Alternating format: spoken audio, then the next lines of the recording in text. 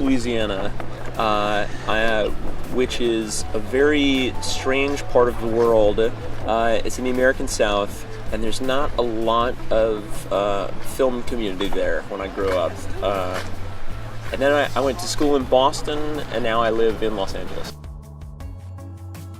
It's incredible to make something that I worked my ass off on this thing, and I was like a lot of sweaty days running and jumping fences and getting poison ivy, and like it was like summer camp. It was hell, but it was great. And to show up in a nice suit, and like all these people who work their asses off on my movie are dressed beautifully to the nines, and they come in and they're treated like royalty. It's insane, but it's amazing.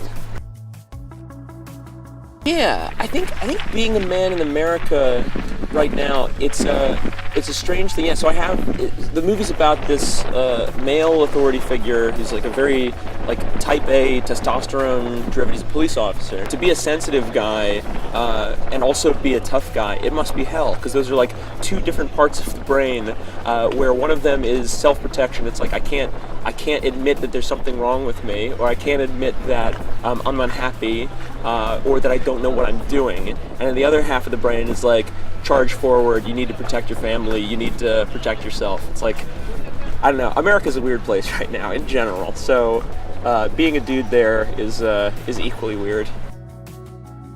I think a lot of it is me. It's like this kind of much more pathetic, inconsiderate version of myself. Obviously a much more southern version of myself. I don't have an accent.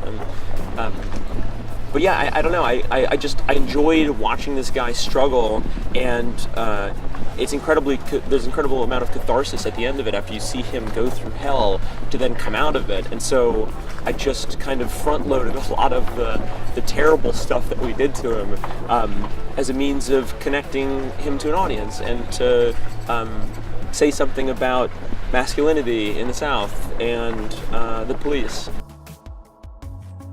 The future of film is this. It's making movies in your backyard with your friends. At least to start out, like, I was a producer for years, making comedy sketch videos. That's how I paid rent. I was doing small videos and that weren't really that funny and weren't really that important, but it paid the bills. And then producing other people's projects. I mean, in independent film, it's difficult to make any money. You don't do it for that. Walt Disney said, I make money to make movies. I don't make movies to make money. I love that quote. In America or around the world, I guess, these are the big movies that we're seeing in the cinema, but they can't curse and they can't show real violence.